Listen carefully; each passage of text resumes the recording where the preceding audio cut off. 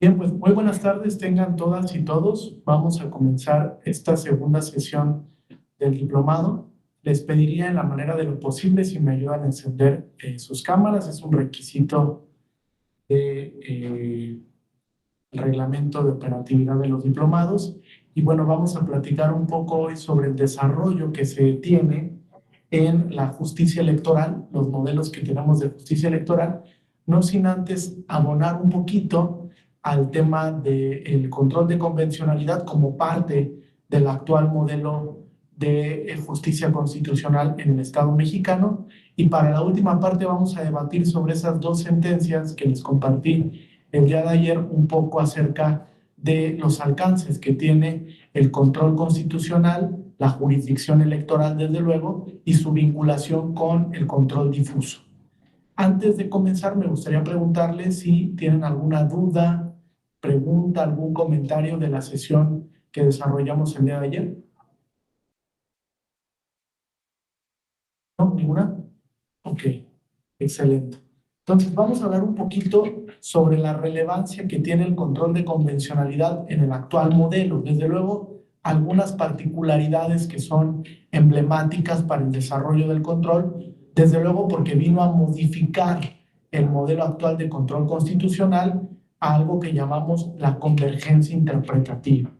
Entonces, primero, fíjense, en el sistema interamericano se empezó a desarrollar el tema del control de convencionalidad a través de múltiples precedentes que ha emitido la Corte Interamericana desde su facultad contenciosa principalmente. La Corte Interamericana ha diseñado algo que denomina el bloque de convencionalidad. Este bloque de convencionalidad configurado por todos aquellos derechos reconocidos en el Corpus Juris Interamericano.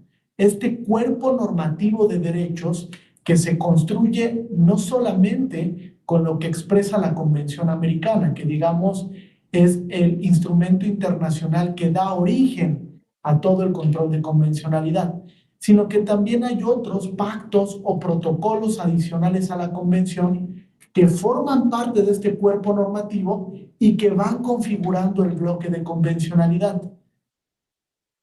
Manifestando además la propia Corte en el caso Hellman contra Uruguay, que la jurisprudencia que emite por precedente, este tema es importante, la Corte Interamericana emite jurisprudencia por precedente, tanto en su facultad contenciosa como en el tema consultivo. Entonces, esta jurisprudencia que emite la Corte también se suma al bloque de convencionalidad, formando una especie de bloque tripartita integrado por la Convención, los protocolos adicionales y la jurisprudencia interamericana. Esa jurisprudencia interamericana que, digamos, se emite en facultad contenciosa y en facultad consultiva. El tema relevante es que la Corte Interamericana ha ido desarrollando, desde el caso Mirna Marchand, lo que se denomina control de convencionalidad, con las implicaciones que tiene el control. Desde luego que las implicaciones van de la mano con la severidad del control. Ustedes saben que la Corte Interamericana tiene la posibilidad de invalidar una norma. Ese efecto invalidatorio conlleva incluso que la Constitución Nacional, la Constitución de los Estados parte, está sujeta a control de convencionalidad. Decíamos ayer, en el caso Olmedo Bustos contra Chile, la Corte Interamericana declara la inconvencionalidad de la Constitución chilena porque se estableció una restricción no válida a la libertad de expresión, que es la censura previa. Entonces, a partir de ese caso, Olmedo Bustos, ha habido un desarrollo muy importante del control de convencionalidad, incluso para la vinculación con los estados parte. Y ahí viene la transición al modelo de justicia, de jurisdicción constitucional que tenemos en el sistema jurídico mexicano. Hay dos casos que son emblemáticos para entender cómo México ha recepcionado el control de convencionalidad. El primero, trabajadores cesados del Congreso contra Perú, que es una sentencia también donde la Corte Interamericana explicó que esta especie de control de convencionalidad de origen se tenía que realizar por el Poder Judicial. Es decir, las y los jueces de los estados parte estaban vinculados a ejercer control de convencionalidad incluso de manera oficiosa, algo que recuperó la Suprema Corte cuando emite la resolución del expediente Varios 912 del 2010, donde explica que el ejercicio de control difuso de constitucionalidad o de convencionalidad se tiene que realizar de manera ex oficio, es decir, sin que ninguna de las partes lo solicite. Si el órgano jurisdiccional prima facie se percata de que la norma que va a aplicar a un determinado caso en concreto vulnera el contenido de la Constitución o de algún derecho de fuente internacional, tiene que inaplicarlo. Es un control oficioso, donde el órgano jurisdiccional se convierte en guardián del contenido sustantivo de ese bloque de constitucionalidad y de convencionalidad. Otro precedente que resulta emblemático para el sistema jurídico mexicano es el caso Hellman contra Uruguay. Este caso del 2018, digamos que es súper importante porque ahí la Corte estableció dos cuestiones que son medulares hoy en día para el control de convencionalidad en el sistema jurídico mexicano, explicando que el control de convencionalidad tiene dos vertientes o dos áreas de oportunidad para el desarrollo. Uno, de manera difusa para todos los estados parte a través de todas sus autoridades, fíjense. La Corte Interamericana dice el control de convencionalidad no solamente se vincula con los poderes judiciales, como lo había dicho en Trabajadores Cesados del Congreso contra Perú, sino que ahora determina que el control se ejerce por todas las autoridades, no solamente por aquellas que formal o materialmente ejerzan actos jurisdiccionales. Todas las autoridades están vinculadas al ejercicio de control. Y segundo punto relevante, que el control de convencionalidad que se realiza en sede nacional no solo tiene que tomar en cuenta el contenido esencial del derecho en el tratado internacional, sino que también tiene que acudir a toda la jurisprudencia interamericana. Y esto lo recuperó la Suprema Corte Mexicana en la contradicción de tesis 293 del 2011, donde configuró el precedente por virtud del cual explicó que todos los precedentes interamericanos, todos, aunque el Estado mexicano haya sido parte o no, todos los precedentes son vinculantes para las autoridades nacionales. Este es un punto muy importante, incluso porque ahí la Corte explica una metodología para la aplicación del precedente, pero en realidad es relevante porque la Corte terminó de configurar algo que llamamos efecto útil del tratado internacional. No me van a dejar mentir en que el hecho de que un derecho se reconozca en un tratado no termina de configurar todo su contenido. En realidad es la interpretación judicial del tratado la que va dotando de contenido progresivo al derecho, la que va generando una especie de expansión en el contenido del derecho e incluso la que dota de mayores posibilidades para la aplicación del derecho. Entonces, la Suprema Corte Mexicana determina que para garantizar el efecto útil de los tratados internacionales regionales, como por ejemplo la Convención Americana sobre Derechos Humanos, se tiene que acudir a la jurisprudencia que se emite en ese mismo sistema. Esto forma una especie de vínculo entre lo que se dice en la jurisprudencia nacional y lo que se dice en la jurisprudencia interamericana. De ahí el cambio o la convergencia interpretativa que se tiene que realizar en sede nacional. Fíjense porque es muy importante entender este tema para terminar de comprender el modelo de jurisdicción constitucional en México. Primero, porque la jurisprudencia interamericana viene a complementar la jurisprudencia nacional. Este es un tema que ha discutido ya mucho la Suprema Corte y que también ha sido objeto de discusión interpretativa en la justicia electoral. El tema complementariedad implica que cuando la jurisprudencia nacional pueda resultar más restrictiva para un derecho o que pueda generar una menor protección o un menor beneficio que lo que dicta una jurisprudencia interamericana, hay que preferir la jurisprudencia interamericana. Es un tema de criterio de selección de interpretación. Si un órgano jurisdiccional tiene un caso en concreto donde tiene una jurisprudencia nacional y tiene una jurisprudencia interamericana que son aplicables al caso en concreto, entonces lo que debe de hacer es aplicar aquella que resulte más benéfica para el caso, sin importar de dónde emane el criterio, sin importar si el criterio es de la Suprema Corte o de la Corte Interamericana. Lo que tiene que tomar en cuenta es que el estándar interpretativo que vaya a aplicar sea el menos restrictivo o el que devenga en un mayor beneficio. ¿Correcto hasta aquí?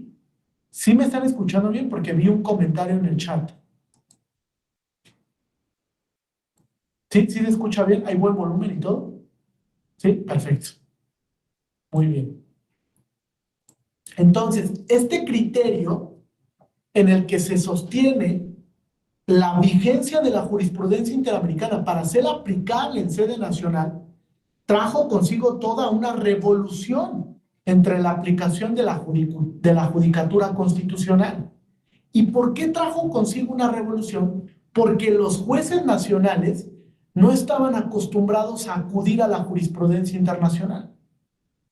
No sabían incluso cuáles eran las prácticas interpretativas correctas para aplicar una jurisprudencia internacional a un caso en concreto en sede nacional. Era muy difícil. Generó toda una convergencia interpretativa esto, lo que hace que el modelo de jurisdicción constitucional se modifique. Se modifique en un sentido de aplicar control de convencionalidad en sede nacional, de velar por el contenido de los derechos humanos de fuente internacional y desde luego de aplicar los estándares interamericanos. Este es todo un tema, porque en el caso Zompastle contra México, la Corte Interamericana le vuelve a decir a México, oye México, el hecho de que una figura esté establecida en tu Constitución no tiene que ser un obstáculo para aplicar control de convencionalidad, porque el control de convencionalidad también es vinculante, hablando del tema del arraigo, porque la justificación del Estado mexicano ahí era que el arraigo era una figura constitucionalizada y que no podía dejar de aplicar el arraigo. Y lo que la Corte le dice es, bueno, en el momento en el que tú suscribes un tratado, toda tu normatividad doméstica se tiene que adaptar al tratado. Eso implica que si una figura, aunque esté en la Constitución, contradice un estándar fijado por la Corte Interamericana, tienes que dejar de aplicar esa figura constitucional. Es un tema muy complejo, porque los jueces nacionales no están acostumbrados a dejar de aplicar el contenido constitucional. Aunque la fórmula es sencilla, le explicábamos ayer. Si entendiéramos que los derechos humanos de fuente internacional son constitución, sería mucho más sencillo el diálogo con el derecho internacional. Sin embargo, hay quienes todavía se rehúsan a entender esa fórmula de relación. Ayer lo explicábamos bien y llegábamos a la conclusión de que entre la Constitución y los derechos humanos de fuente internacional no existen jerarquías ex ante, antes de cualquier ejercicio interpretativo. No existen estas jerarquías, están a la par. Y solamente cuando en un ejercicio interpretativo resulte más benéfico un tratado o un estándar interamericano que lo dispuesto en sede nacional, pues habrá que acudir a ese instrumento o a ese tratado. Desde luego que va a haber oportunidades donde el estándar nacional se pueda armonizar con el estándar interamericano. Sí, esto va a existir. Y cuando esto pase, pues debemos aplicar los dos criterios, tanto el criterio nacional como el criterio interamericano. Fíjense qué tan complejo es esto, que hoy en día son pocos los casos en donde la jurisdicción ordinaria se anima a realizar control de convencionalidad. Simplemente les voy a hacer una pregunta. ¿Quién de aquí, desde su quehacer profesional, ha aplicado en alguna ocasión un criterio interamericano? ¿O ha acudido a la jurisdicción interamericana para ver qué casos pueden resultar aplicables en sede nacional? Es complejo y fíjense, tenemos 11 años de que la Corte dispuso esto. Dispuso que la jurisprudencia interamericana en su totalidad era vinculante en sede nacional. ¿Por qué no acudimos a estos criterios interpretativos? Es todo un cambio en la interpretación constitucional, incluso desde la óptica de que los planteamientos de derechos que yo realice, pues deben de estar complementados por los estándares interamericanos. No solamente tengo que acudir a la jurisprudencia nacional, porque puede ser, fíjense, que un criterio interamericano desarrolle más un derecho. Y si no voy a lo que dicta la Corte, pues jamás me voy a enterar de esta posibilidad interpretativa. Entonces, hay que apostar también por adentrarse a los criterios interpretativos del sistema interamericano y también concurrir un poco más al derecho internacional de los derechos humanos. Porque ayer mencionábamos que existe una íntima relación entre el derecho constitucional y el derecho internacional de los derechos humanos. Tan íntima que a partir de los derechos humanos de fuente internacional se configuró el orden constitucional contemporáneo. Nada más y nada menos que las constituciones que rigen actualmente derivan de lo que dicta el derecho internacional, por lo menos en la parte del reconocimiento de derechos humanos. Gran parte de los catálogos que tenemos en las constituciones hoy de derechos se deben al derecho internacional. Entonces, la relación es ineludible. No se puede objetar el tema de que el derecho internacional sí vino a complementar el constitucionalismo contemporáneo. ¿Vamos bien hasta aquí? ¿Hay alguna duda, pregunta? ¿No? Ok. Entonces, fíjense, este control de convencionalidad lo que vino a generar es que el efecto útil de los derechos humanos de fuente internacional no se vea mermado por una disposición interna, es decir, donde una autoridad nacional invoque una norma de derecho doméstico para dejar de cumplir con un tratado internacional. Esto no es posible, no es viable. ¿Y por qué no es viable? Porque se dejará de cumplir con el efecto útil del derecho internacional. Se dejará de cumplir con el artículo 26 de la Convención de Viena, pues que establece que un Estado no puede invocar normas de derecho doméstico para dejar de cumplir con tratados internacionales, porque la vinculación al tratado internacional es unilateral. Nadie obliga a los estados a suscribirlos. El estado, bajo un criterio de bona fide, de buena fe, decide acogerse al tratado internacional. Entonces, si se acoge al tratado y a su cumplimiento irrestricto, no puede de un día para otro invocar normas de derecho doméstico sobre pretexto de que no son compatibles con el derecho internacional. Aquí hay un debate interesante, porque muchas de las restricciones constitucionales no son compatibles con el derecho internacional. Entonces, la obligación del Estado mexicano, de manera objetiva y primigenia, sería modificar la Constitución para hacerla compatible con el derecho internacional y no en un sentido diverso, como realmente se piensa. Incluso se ha llegado a pensar que Si el tratado internacional no es acorde con la Constitución, se desplaza al tratado. Es decir, se dejaría de aplicar el tratado para preferir la Constitución. Esta es una visión muy siglo XIX de entender la Constitución, de entender la Constitución como un documento aislado, como un documento meramente programático, lo decíamos ayer. Entonces me parece que de a poco hay que irnos adentrando en las implicaciones que tiene el control de convencionalidad y por qué es relevante este control para la jurisdicción constitucional. Digamos que con la reforma de 10 de junio del 2011 y la constitucionalización de los derechos humanos de fuente internacional, se revolucionó todo el sistema interpretativo de la Constitución. Cambió, dio un giro de 180 grados para ahora establecer que es un mandato de la propia Constitución ejercer el control de convencionalidad, como la Suprema Corte incluso lo ha sostenido en diferentes precedentes.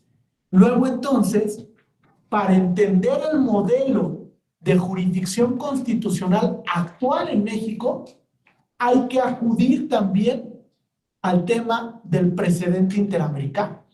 Hay que acudir también al derecho internacional de los derechos humanos. Hay que también acudir a las normas de soft law, a las recomendaciones que emiten los comités especializados en derechos humanos. Si bien esas recomendaciones no son vinculantes, pues son criterios orientadores para el quehacer constitucional, para el quehacer de las y los jueces hoy en día. Entonces creo que una visión contemporánea del modelo que tenemos en el sistema jurídico mexicano implica, digamos, 4 cosas relevantes. Primero, como esta conclusión a la primera parte del curso, que el criterio, el principio de supremacía de la Constitución, como se pensó en 1803 con la sentencia Marbury versus Madison, no es aplicable al contexto contemporáneo. Tenemos que reinterpretar el principio de supremacía de la Constitución. Y esta reinterpretación debe de estar ligada a lo que dicta el derecho internacional de los derechos humanos, para hacer una correcta interpretación. Nadie de aquí negamos que hoy en día los derechos humanos de fuente internacional forman parte de la Constitución, ¿no? ¿O alguien no está de acuerdo con esta premisa? Creo que todos estamos de acuerdo en que el poder reformador de la Constitución en 2011 esto buscó un proceso de transición del derecho internacional para que obtuviera jerarquía constitucional. Entonces, bajo esa lógica hay que reinterpretar ese principio. Yo sé que es un principio muy relevante, que en su momento también Kelsen configuró en 1928 cuando escribió la garantía jurisdiccional de la Constitución y que forma parte de toda una teoría del derecho constitucional. Sin embargo, hay que adaptar este principio a las exigencias contemporáneas del Estado constitucional y democrático de derecho. Una lectura fresca, una lectura diferenciada, una lectura que realmente entienda cuál es la relevancia del derecho internacional. Segundo punto importante, que hoy en día en América Latina hemos optado por modelos de control constitucional híbridos o mixtos. Nadie lo discute. Prácticamente todos los estados en América Latina han entrado en esta dinámica de control difuso para los jueces ordinarios y control concentrado por algo que se puede denominar Tribunal Constitucional, Corte Constitucional o Suprema Corte de Justicia. Ya hay varios ejemplos ahí. Por ejemplo, Corte Constitucional en Colombia, Tribunal Constitucional en Perú, en el Ecuador, Suprema Corte de Justicia en México, en Uruguay, en Argentina. Entonces no importa la denominación. Al final son tribunales constitucionales que ejercen control concentrado. Esta hibridación en el modelo pues ha generado que los y las juezas ordinarias se conviertan también en guardianes de la Constitución y en guardianes del derecho internacional de los derechos humanos. Este tema es relevante para entender la aplicación del modelo en América Latina. Tercer punto, no existe un modelo puramente concentrado en el mundo. Puramente concentrado. Prácticamente todos han entrado en la posibilidad de generar un modelo mixto o en la vía intermedia que veíamos ayer. En Europa se estila más, en Occidente, que los modelos de control sigan siendo preponderantemente ejecutados por un tribunal constitucional o una corte constitucional, pero se abrieron a la posibilidad de que los jueces ordinarios también participen de la defensa de la Constitución, a través de esta figura que ayer denominábamos la cuestión de constitucionalidad. Entonces no existe un modelo puramente concentrado. Todos han entrado en esta visión híbrida del control de constitucionalidad.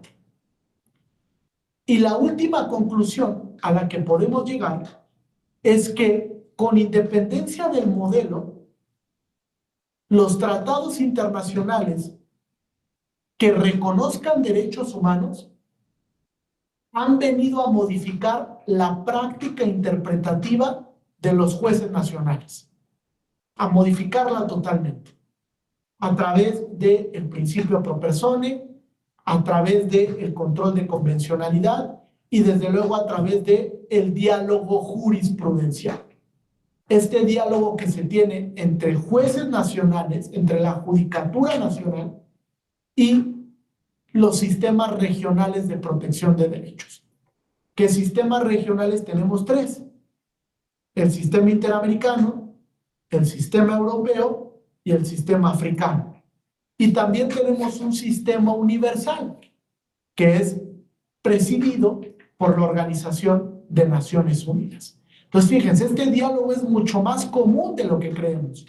Hoy en día los tribunales constitucionales sí que dialogan con los órganos regionales de protección de derechos humanos. Y este es un tema en el que poco a poco se ve inmerso el derecho internacional. La relevancia hoy en día de los tribunales regionales de protección de derechos no se duda, ¿están de acuerdo? Es muy importante el papel que hoy en día juegan estas cortes o tribunales supranacionales de protección de derechos, sobre todo porque a través de sus criterios o estándares interpretativos coadyuvan en la jurisdicción constitucional. De ahí el carácter complementario de estos criterios que se van emitiendo por parte de la Corte Interamericana de Derechos Humanos. ¿Bien hasta aquí? ¿Tienen alguna duda o pregunta? ¿Se entiende esta primera parte? Esta primera parte es relevante porque de aquí se va a desprender todo lo que vayan dialogando a lo largo del curso. Sobre todo porque ya van a entrar en unos módulos un tanto más prácticos de análisis de jurisprudencia o análisis de criterios. Entonces tiene que quedar bien clara esta parte sobre cuál es la relevancia que ha tenido el control de convencionalidad y cómo históricamente los sistemas y modelos de control constitucional pues han ido cambiando, evolucionando, diría yo, con base en la exigencia de tutela efectiva de justicia y desde luego con base en las exigencias constitucionales que se tienen. Hoy en día no me van a dejar mentir que la exigencia de control de la Constitución es mucho mayor que en 1917, cuando se configuró la Constitución que actualmente nos rige. No teníamos todos estos bemoles. Nunca nos hubiéramos imaginado la relevancia del derecho internacional para su aplicación en sede nacional. Un juez de amparo del siglo pasado jamás se hubiera imaginado que tendría que empezar a aplicar instrumentos internacionales y que gran parte del quehacer jurisdiccional de hoy en día se apoya de la jurisprudencia interamericana. Y si no es así, me parece que queda de ver el quehacer jurisdiccional. No es una interpretación plena, no es una interpretación que abone al debate sobre el contenido de los derechos. Sobre todo porque la línea jurisprudencial que hoy en día tiene la Corte Interamericana es progresista. realmente ha buscado ir maximizando el contenido de los derechos.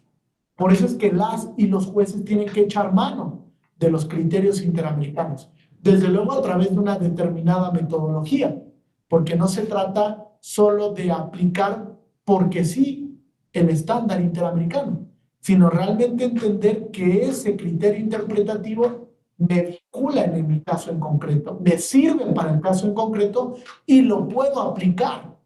Es decir, no hay ningún obstáculo de premisa fáctica o de premisa normativa que me impida aplicar ese estándar.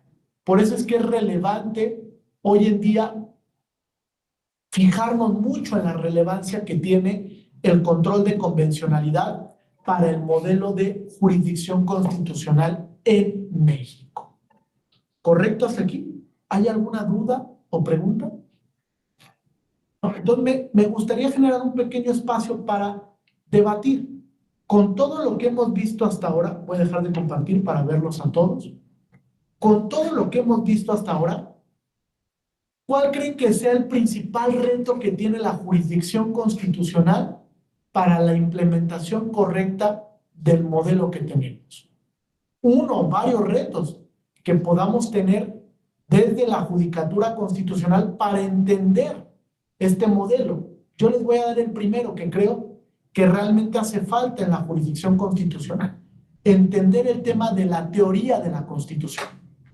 No lo hemos terminado de entender. Una visión contemporánea de la teoría de la Constitución, ¿vale? No una visión kelseniana de la teoría de la Constitución, porque me parece que Kelsen tampoco alcanzaba a visualizar el alcance que tiene hoy el contenido material de la Constitución, ¿eh?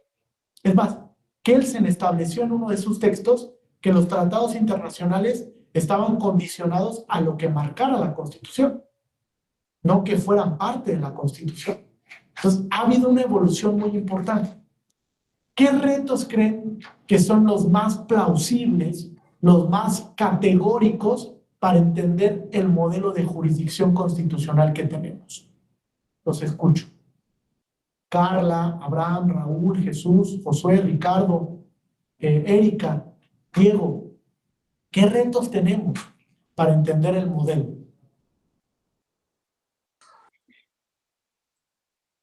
Sí, adelante Ricardo, por favor. A mí me parece que es importante, digo, que los juzgadores y principalmente y también el foro conozca o se capacite cada vez más en estas cuestiones pues, de control de constitucionalidad, de convencionalidad, y pues con esa capacitación ya los juzgadores puedan entender el modelo y con esa claridad pues poder de alguna manera perder ese temor a aplicar pues lo que sería los tratados internacionales y aplicar el control difuso de constitucionalidad. Eso creo que sería pues, una parte.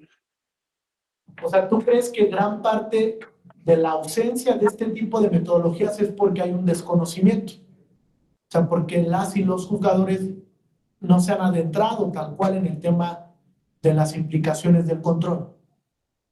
Me parece que sí, me parece que ya, digamos, se tiene general, pero ya para ir adentrándose más o para hacer una aplicación ya propiamente del control difuso, me parece que hay todavía temor por parte de los juzgadores de adentrarse, de ir más allá y siempre se quedan, digamos, en una parte cómoda.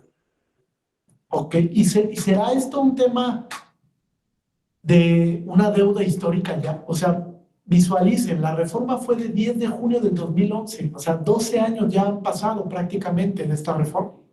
Hablaremos ya una deuda histórica de la judicatura, el que a 12 años de la reforma no apliquemos control difuso, no apliquemos control de convencionalidad, no vayamos a los estándares interamericanos.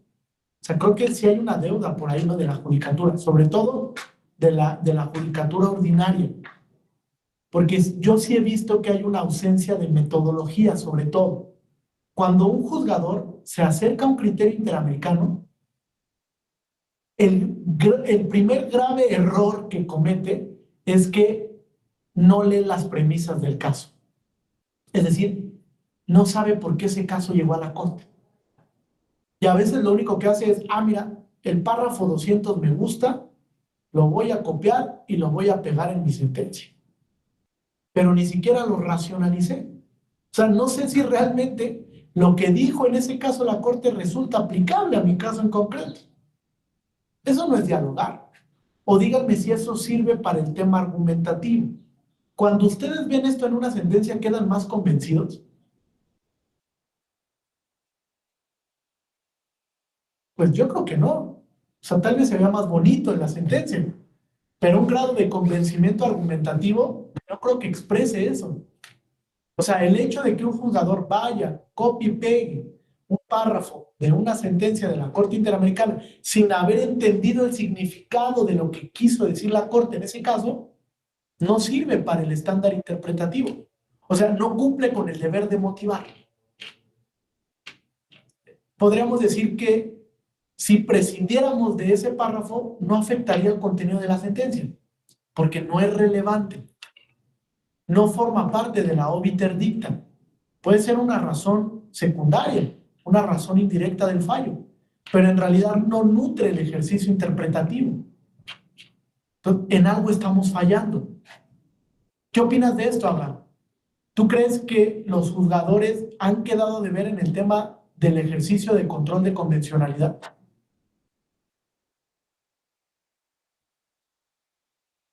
Sí, adelante, Abraham. Bien, considero que la parte del control de constitucionalidad, y yo sí concuerdo un poco con el compañero Ricardo de las capacitaciones, y en otra parte es ¿cómo lo podríamos plantear? Una costumbre, es decir, puede ser que con el paso del tiempo algunos juzgadores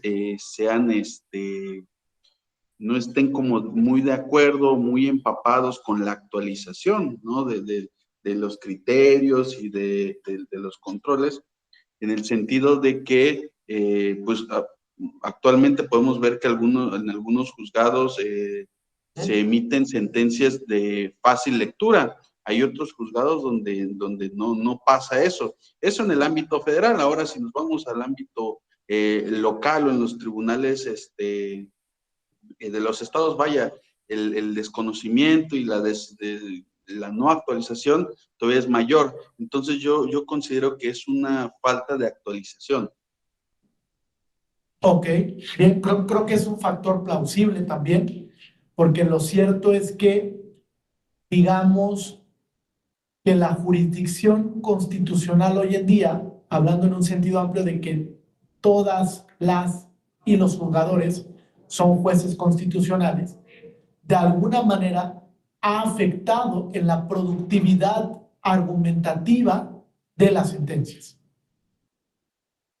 Digamos que han quedado de ver un poco en el tema argumentativo frente a los nuevos estándares y los nuevos paradigmas de protección de derechos.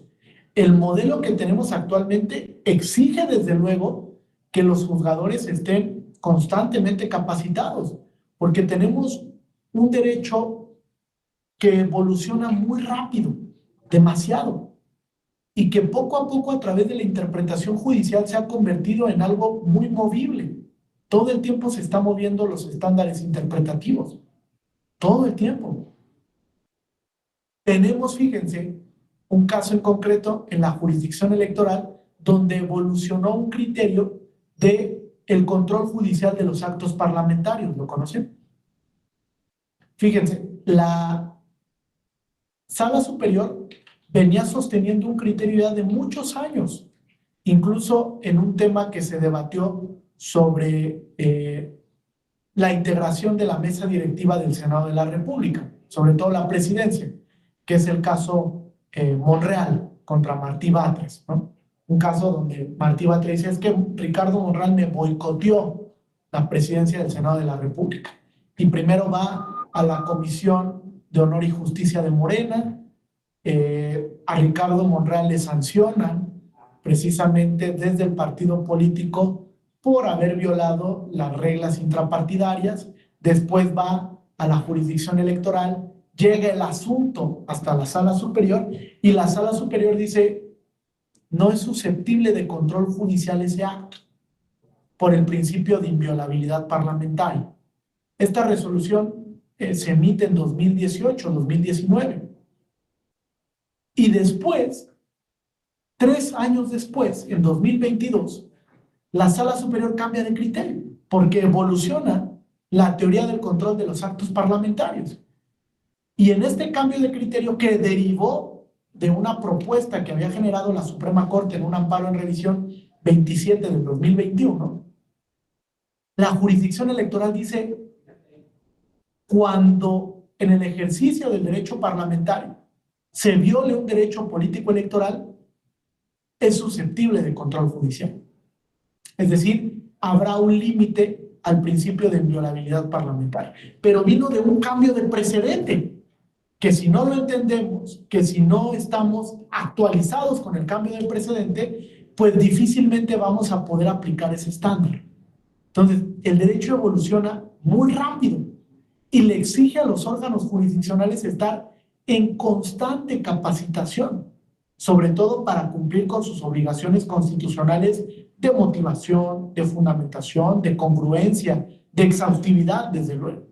Es todo un reto, pero hay que adaptarnos ahí. Es correcto, Josué.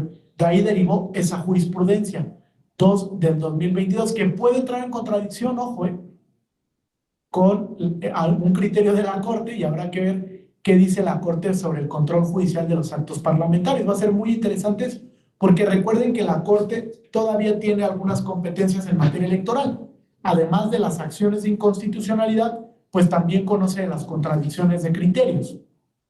Entonces, habrá que esperar también el resultado de ese ejercicio interpretativo entre lo que ha sostenido la Sala Superior y lo que pueda llegar a procurar la Suprema Corte, aunque me parece que ahí hay un mayor consenso, una mayor armonización. La Corte en los últimos años ha cambiado de criterio también y ha sostenido que pues, los actos parlamentarios, como cualquier otro acto, son susceptibles de control judicial. Incluso, fíjense, esta teoría del control judicial de los actos parlamentarios viene desde Kelsen. ¿Por qué creen que Kelsen creó al Tribunal Constitucional? Para controlar al Parlamento. Entonces, ¿cómo me van a decir que una norma que emite el Parlamento sí es susceptible de control judicial, pero una decisión por la que nombran a alguien no es susceptible de control judicial? Hoy en día tenemos un debate interesante, ustedes lo han de haber escuchado, de control judicial sobre el tema de los comisionados del INAI, donde el Senado de la República los vota y el presidente los veta. Dicen, pues no voy a ratificar el nombramiento del Senado de la República. Ese acto del Poder Ejecutivo es susceptible de control judicial. Es decir, a quienes nombraron en el Senado de la República podrían acudir al juicio de amparo para debatir sobre la determinación del Poder Ejecutivo. Y ahí entramos en un choque bien interesante, propio del constitucionalismo contemporáneo. ¿Pueden los jueces constitucionales obligar al Poder Ejecutivo a que designe esos comisionados cuando ya dijo que no? Bajo una potestad constitucional. Fíjense qué tema más interesante del constitucionalismo contemporáneo. Antes, ni pensarlo, ¿no? Cuando había una posición primigenia del Poder Ejecutivo, los jueces no podían hacer esto. Incluso los jueces se limitaban a generar una aplicación mecánica de la norma. Y hoy en día no. Pueden entrarle este tema también. Y podrían los jueces determinar que la postura del Poder Ejecutivo es inconstitucional. No lo sé. Ya lo platicábamos ayer con el tema del secretario ejecutivo del INE, ¿no? Donde en un control difuso, fíjense qué tan relevante es el control difuso, porque a través de ese ejercicio de control difuso se da la posibilidad para que el secretario ejecutivo continúe en sus funciones, inaplicando un transitorio de la reforma que tuvimos pues hace unos días, la segunda parte del llamado Plan B. Entonces, muy importante también este tema del control difuso hoy en día. Bien, hasta aquí, ¿alguna duda, pregunta, comentario? sobre los sistemas y modelos de control constitucional, la implicación que tiene el control de convencionalidad. ¿Hay alguna duda? ¿Alguien quiere abonar algo más a lo que hemos venido platicando? ¿Vamos bien entonces? Perfecto. Vamos a comenzar a platicar ahora sobre los modelos que existen de jurisdicción electoral. Fíjense, el tema de la justicia electoral, digamos que ha sido un tanto álgido, ¿no? Sobre todo en el sistema jurídico mexicano, a partir de la reforma de 1996, en donde ya se crea al entonces Tribunal Federal Electoral, el entonces TRIFE, todo el tema de la dinámica de jurisdicción electoral cambió rotundamente, porque gran parte de la calificación de los procesos democráticos se le cedió a este tribunal. Y este tribunal entonces se iba a encargar de, por ejemplo, calificar la legalidad de una elección, que antes era una potestad que se tenía desde la Secretaría de Gobernación. Pero aún así existen muchos sistemas de justicia electoral que pueden clasificarse, fíjense, principalmente en cuatro rubros.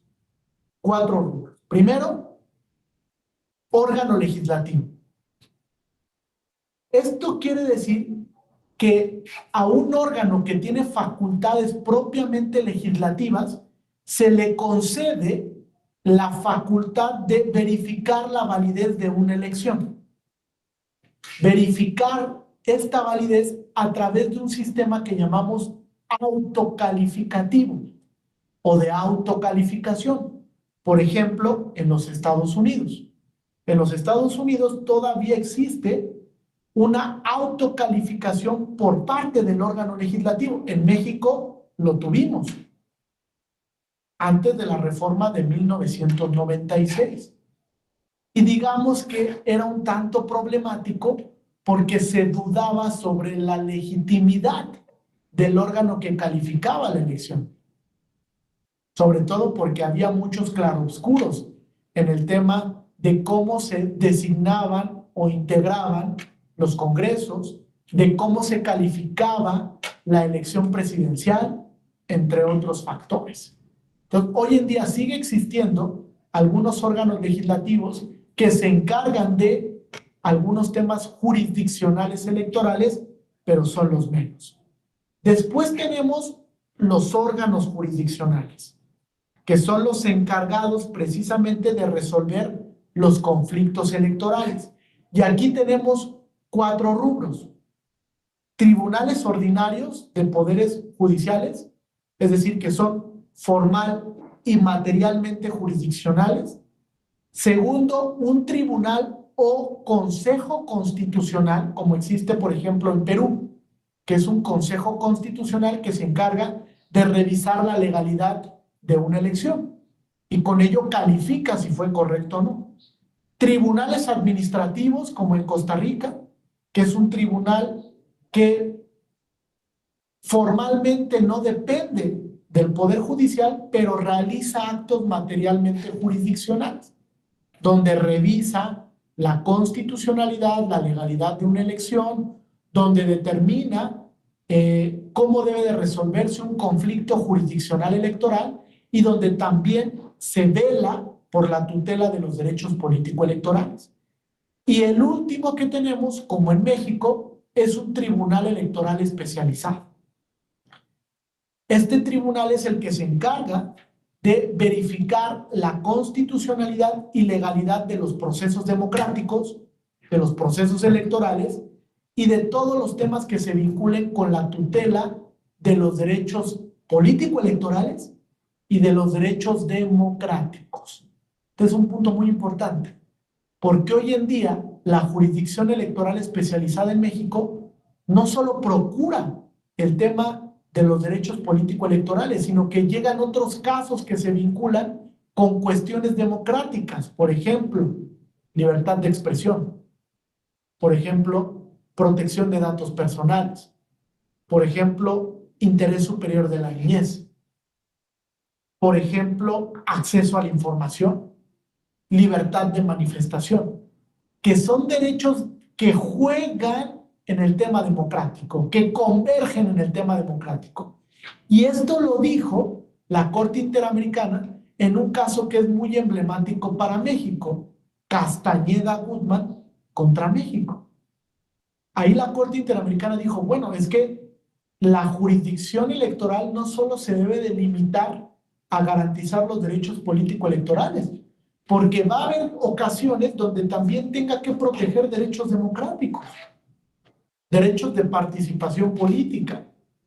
Este tema es muy relevante porque a partir de esa determinación interamericana se revolucionó el JDC para ahora incluso concebirlo como un auténtico amparo en materia electoral, con todas las implicaciones que esto tiene, ¿no? Y con la implicación que tenemos a partir de la reforma en materia electoral, donde de alguna manera se diluye el tema del JDC. Incluso por ahí hay una limitación, que ya la vieron ustedes de seguro en la norma, donde dice, se tutelará el derecho a ser votado hasta el proceso electoral. Es decir, ya no puedes ir más allá, como dijo la Sala Superior, que mencionó en un criterio interpretativo que el derecho a ser votado no terminaba cuando se elige a una persona para el cargo representativo, sino que también conlleva el que pueda ejercer debidamente el cargo. Ahora la ley está tratando de limitar esa interpretación. Por eso digo que hay muchas cosas que son potencialmente inconstitucionales en esa reforma. Otra que me parece que es potencialmente inconstitucional es la inclusión de las categorías de protección especial. La reforma se limitó a 6 categorías. ¿Solo pueden existir esas? La historia ha demostrado que no. Que hay otros grupos que van a ir apareciendo, que han estado históricamente relegados en el ejercicio de sus derechos político-electorales y que también deben de gozar de acciones afirmativas. Ese tema de limitar a 6 categorías de protección especial, desde la progresividad de los derechos y desde el principio no taxativo de inclusión de nuevas categorías, es inconstitucional. Hay muchas cosas que debatir alrededor de este tema. Entonces tenemos un tribunal electoral especializado que se encarga precisamente de calificar todos los temas de los conflictos electorales. La tercera denominación o la tercera categorización son los órganos administrativos electorales autónomos, como por ejemplo en Nicaragua, en Uruguay, en Turquía, que tienen un órgano especializado pero que no es jurisdiccional, es administrativo y que se encarga de verificar la legalidad de una elección a través de sus funciones cuasi jurisdiccionales o materialmente jurisdiccionales. Es decir, eres un órgano formalmente administrativo, pero que tiene atribuciones materialmente jurisdiccionales y se encargan de emitir una resolución final sobre la validez de elecciones. Esto pasa en sistemas, les decía, como Nicaragua, como Uruguay y como Turquía. ¿Correcto? ¿Vamos bien hasta aquí? ¿Alguna duda, pregunta, comentario? ¿No? El último que tenemos en esta división de los órganos jurisdiccionales o los órganos encargados de la justicia electoral propiamente es la denominación de órganos ad hoc transitorios. Es decir, que el Estado crea de manera temporal un órgano para que únicamente se encargue de resolver en un tiempo determinado los conflictos en materia electoral. Evidentemente que la naturaleza de este órgano es provisional. Una vez que resuelve el tema, desaparece, porque únicamente fue creado para esos fines. Y tenemos un ejemplo, que es el Tribunal para la Asamblea Constituyente de Nepal, creado por la Constitución Nacional del 2006, que se configuró precisamente para resolver las impugnaciones contra la elección de miembros de la Asamblea Constituyente, y una vez que resolvió todas las impugnaciones, desapareció el órgano, porque cumplió con los fines propiamente constitucionales para los que fue creado. Entonces tenemos 4 posibilidades para integrar la justicia electoral en la visión contemporánea. El órgano legislativo califica la validez de la elección. Es un órgano jurisdiccional que puede ser o no especializado. Los órganos administrativos electorales que ejercen materialmente funciones jurisdiccionales y los órganos creados de manera ad hoc. Es decir, te creé para este fin, cumpliste el fin para el que fuiste creado, termina entonces tu función en materia de justicia electoral. ¿Correcto hasta aquí? ¿Vamos bien? ¿Alguna duda, pregunta, comentario? Yo les preguntaría, a partir de esta división que hemos escuchado de la jurisdicción electoral, ¿cuál creen que sea el mayor reto que se tiene? Sobre todo frente a estos embates que se han tenido a partir del Plan B y que han sugerido, hoy en día se presenta otra iniciativa, no sé si la hayan escuchado. El Ejecutivo Federal presenta otra iniciativa para recuperar el tema de la elección popular. Vamos a irnos por ahí. ¿Qué opinan de la elección popular para el tema de los integrantes de la jurisdicción electoral? ¿Es viable que sean electos de manera popular? ¿No es viable y por qué? Me gustaría escucharlo porque es un debate actual. Otra vez el Ejecutivo vuelve a presentar esta iniciativa para que se discuta en Cámara de Diputados esta posibilidad y habrá que poner especial hincapié en por qué sí o por qué no es posible la elección popular de los jueces en materia electoral. ¿Qué opinan al respecto? Armando, Josué, Erika. Sí, no, ¿por qué? Sí, Armando, adelante, te escuchamos. ¿Qué tal? Buena tarde, maestro. Buena tarde, compañeras, compañeros. Buenas tardes. Desde mi punto de vista, creo que de aprobarse esta posible reforma, estaríamos retrocediendo en nuestra impartición de justicia, toda vez que los órganos jurisdiccionales que tenemos hasta ahorita son especializados, vienen de una carrera de especialización, de una carrera profesional de especialización. Si bien es cierto, no dudo que en esa posible elección de estas autoridades o nuevas autoridades jurisdiccionales, alguno de ellos tenga el perfil, tenga especialización en cierta materia jurídica. Lo cierto es que desde mi punto de vista no es viable, no es recomendable, debemos evitarlo, o en la medida de lo posible se debe evitar para que pues esto suceda. Es cuanto. Gracias. ¿Y crees que en esa tesitura el modelo actual que tenemos de designación sea mejorable? Por ejemplo, solo les voy a poner un ejemplo. ¿Qué legitimidad se tiene cuando se elige a un miembro de la Suprema Corte que, por ejemplo, plagió su tesis? ¿Qué legitimidad tiene la jurisdicción constitucional en ese sentido? Quiere decir que algo está fallando en el método de designación, ¿no? O sea, no tenemos un método tan correcto cuando desde el Senado de la República, desde la Presidencia de la República, que es quien propone, por ejemplo, en el tema de la Suprema Corte de Justicia de la Nación, no nos estamos dando cuenta de qué perfiles llegan a la Corte o qué perfiles llegan a la jurisdicción electoral, porque ahí también tenemos una metodología de designación un tanto más compleja, ¿no? Que integra primero la Suprema Corte a través de ternas y que después llega al Senado de la República para que sea votado y se remite al Ejecutivo para que apruebe esa votación.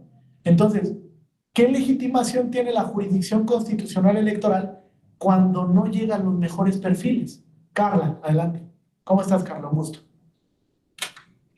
Gracias, maestro Ángel. Una disculpa por no poder prender mi cámara, pero vengo manejando, pero esta pregunta se me hizo muy, muy importante y interesante, porque primeramente a la pregunta anterior que usted nos refería que quieren o la propuesta por parte del Ejecutivo de que los magistrados o jueces fueran electos por voto popular.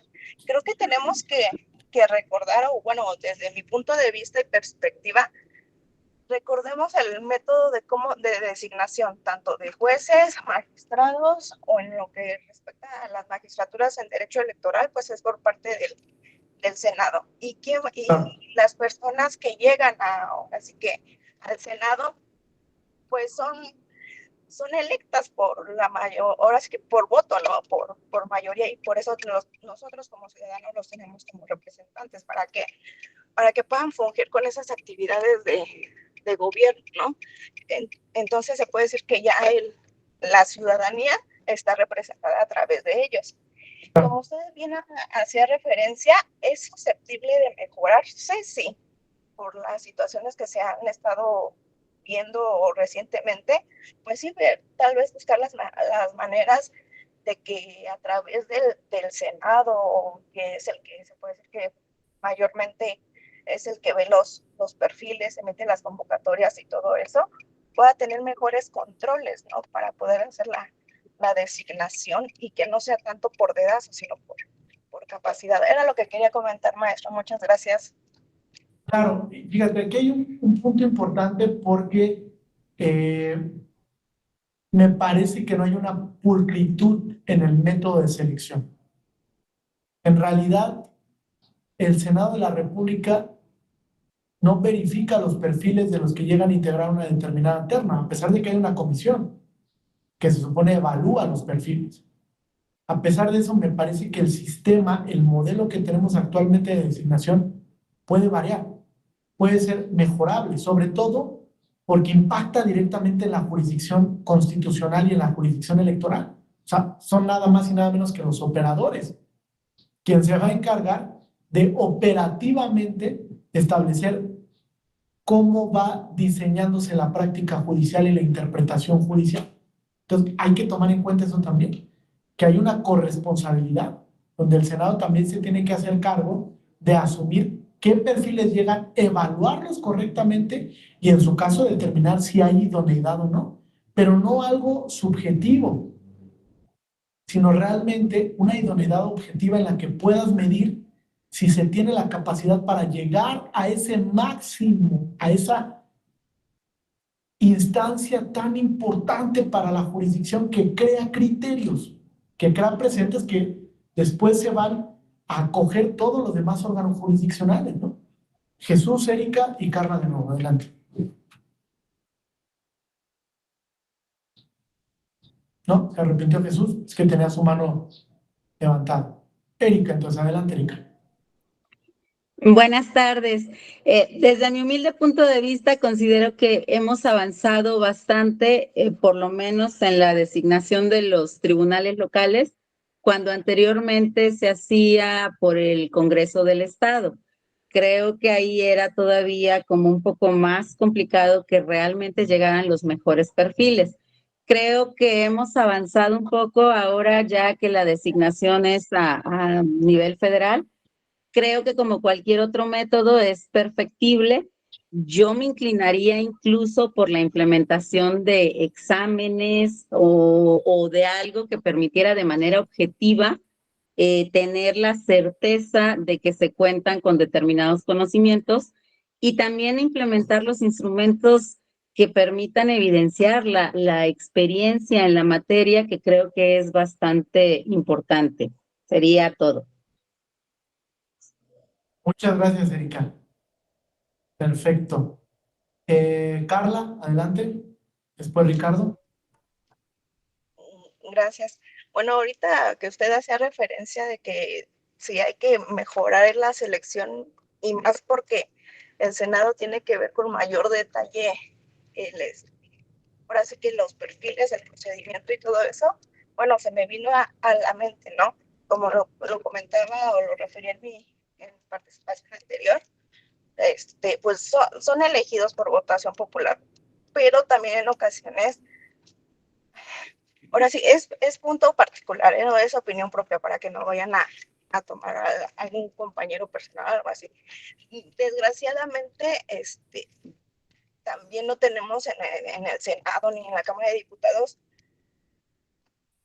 perfiles tan idóneos para que nos puedan representar. Entonces, puede ser que por esa razón puedan existir esas ciertas deficiencias. ¿Por qué? Porque no tienen el conocimiento para poder desarrollar o desempeñar ese procedimiento que es tan delicado y tan minucioso. Entonces, creo que sería una cuestión de ponernos, si nos vamos a poner exigentes para la selección de los jueces, pues también nosotros como ciudadanía nos tenemos que poner más exigentes para la elección de nuestros representantes, ¿no? Entonces creo que es parte y parte de todo, es un conjunto, yo creo, en el que se tiene que mejorar no solamente la cuestión jurisdiccional, sino también la cuestión de los perfiles que llegan a representarnos ahora sí que en los ámbitos de gobierno. Eso sería todo. Muchas gracias. Pues sí, también, pero fíjate, el tema de la representatividad es muy complejo porque al final los límites que puedan existir constitucionalmente para integrar el Senado de la República, pues tienen que ser proporcionales, idóneos. O sea, yo entiendo que a veces nos gustaría que llegaran más perfiles, mejores, más capacitados, pero en ocasiones me parece no nos da para ese tema, ¿no? Sobre todo porque los límites pueden ser no propiamente constitucionales. Entonces, yo sí apostaría por modificar el método. O sea, creo que el gran problema está detrás del método. Podríamos pulirlo con algunas opiniones de comités especializados, barras de abogados, universidades, que fueran evaluando los perfiles de quién pudiese llegar. O sea, digamos que darle un poco más de sentido a lo que pensó Kelsen en su momento con el tema de la autonomía, porque me queda claro que el tema de la autonomía no basta, ¿no? O sea, no basta con que, yo quiero llegar a la corte y voy a ser autónomo. Pues tienes que tener una capacidad.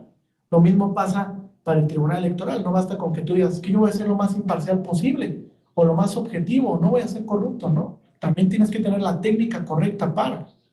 Entonces me parece que ese punto también es importante. Adelante, Ricardo. Jesús y Ricardo.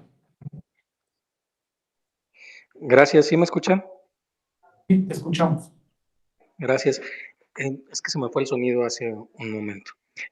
Yo lo que quería comentar es que desde mi punto de vista, en las condiciones actuales de la legislación y el clima político de nuestro país, sería desde mi punto de vista muy complicado el establecer la elección de miembros de la judicatura a través de voto popular. Esto, pues en principio, creo que impactaría directamente en la imparcialidad de los juzgadores, porque eventualmente, al menos hasta como estamos ahorita, creo que eventualmente pudieran las propuestas estar ligadas obviamente a ideologías políticas, a corrientes políticas, lo que conllevaría en todo caso a la integración de los órganos jurisdiccionales ya con determinados sesgos en ese sentido. Otra es, pues si de por sí se está renegando de que el sistema electoral es caro, a final de cuentas la elección de los jueces vendría a engrosar lo que es el sistema electoral mexicano, y en ese sentido pues obviamente la organización de las elecciones de los jueces, quién la va a hacer, cómo la va a hacer, quién va a cubrir, eventualmente los jueces tendrán también que hacer campaña, de dónde van a salir los recursos para las campañas de los jueces, quién las va a auspiciar, puede ser que entre dinero no legítimo a las campañas de los propios jueces. Entonces, aunque pudiera sonar muy bonito, a mí me parece un tema bastante complejo en los momentos actuales de la condición sociopolítica mexicana, y yo no lo veo pues recomendable en las condiciones actuales. Ese básicamente era mi comentario. Gracias. Sí, aparte, fíjate, aquí hay un tema interesante. Cuando viene un método representativo de elección, de democracia representativa, quien llega a ese cargo se debe al electorado. Uno de los puntos que sosteníamos es, ¿qué pasa si el juez, la jueza que llegue a la sala superior fue electo por la comunidad migrante? ¿Se debe a la comunidad migrante? Las sentencias que emita deben de procurar a la comunidad migrante, o a las personas con discapacidad, o a las minorías religiosas, o a la comunidad LGTBIQ+, o a cualquier otro grupo que lo haya electo. O sea que a propósito de su voto haya llegado a ese cargo, es muy complejo el tema, ¿no? Porque al final viene un ejercicio de rendición de cuentas, como sea en el tema de la reelección. O sea, me debo al electorado y le tengo que rendir cuentas a quien votó por mí cuando llegue al cargo. Entonces es muy complejo eso en la jurisdicción constitucional y en la jurisdicción electoral, porque no es el fin de la jurisdicción. Hoy en día, uno de los fines de la jurisdicción pues, es la tutela de los derechos, pero para todas las personas, bajo principio de igualdad y no discriminación. Y además, garantizar los procesos democráticos, garantizar el orden constitucional y proteger el principio de supremacía de la Constitución. Son algunos de los fines que debe tener desde la jurisdicción electoral y desde la jurisdicción constitucional, ¿no? Ricardo, adelante. Sí, gracias, maestro. Coincidiendo con usted, con el compañero Armando Acosta y con el compañero Jesús, en el sentido de que evidentemente sí hay la posibilidad de ser perfectible este sistema de selección, que queremos pues a profesionales impartiendo justicia, pero me parece que de ninguna manera sería cambiar la profesionalización por la popularidad, hacerlo a través de una selección de este tipo. Me parece que sería un retroceso. Lo que sí cabría es perfeccionar estos sistemas de selección. Me parece que lo que hace el Consejo de la Judicatura Federal a través de la selección de juzgadores es un modelo que se puede seguir y perfeccionar. Hay, pues a través de exámenes, hay ejemplos también en el servicio profesional electoral que son dignos de emular.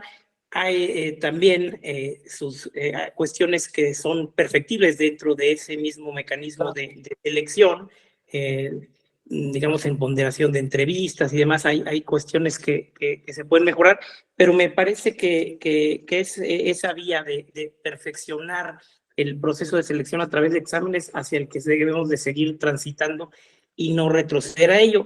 Me llamaba mucho la atención, aunque escuché muy rápidamente, pero ya había tenido contacto con este tipo de decisiones, en el que los juzgadores, al analizar las cuestiones, dicen que no se pueden meter a analizar cuestiones técnicas ya de los exámenes. Yo me aparto un poco de ese criterio, si no por sí mismo, me parece que a través de algún peritaje o a través de algún elemento sí pudieran incidir, máxime cuando podemos hablar de un órgano técnico o de algún otro órgano que implemente un examen. Bueno, pues también ser mayores sujetos a una revisión estricta del cumplimiento estricto de todo ese procedimiento como una especie de cadena de custodia de la implementación de un examen. Ese sería el comentario. Gracias. Sí, y fíjate que hay otros modelos que lo han adoptado, el tema de los exámenes o de la carrera judicial para incluso llegar hasta la Corte Suprema. Pero es cierto que predomina el tema de elección política, en el que participa algún miembro del Parlamento o participa el Poder Ejecutivo, pero tal vez sería razonable también, además de la participación de estos poderes,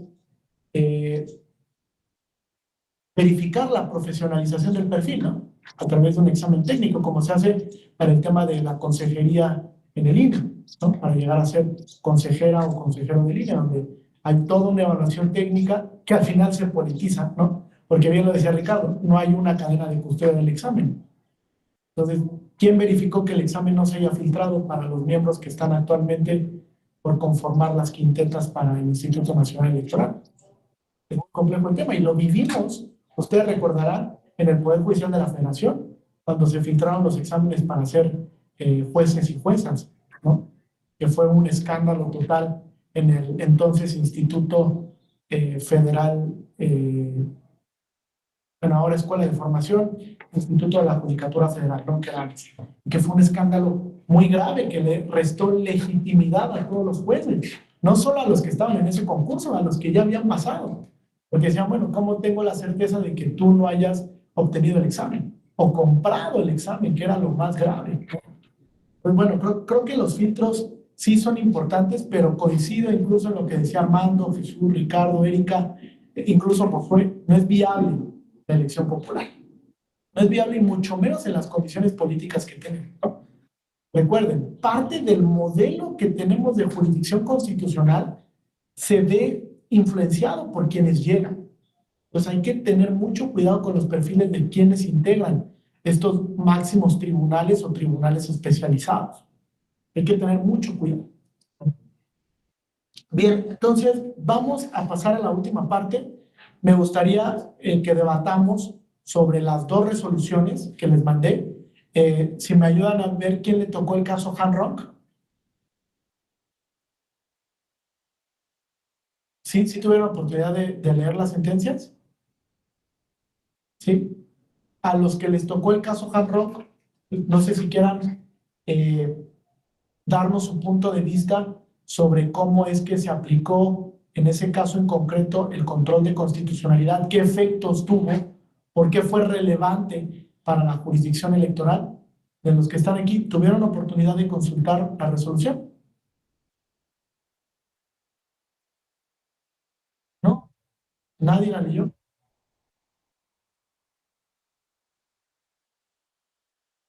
Ok, ¿a alguien le tocó el tema de la acción por omisión legislativa?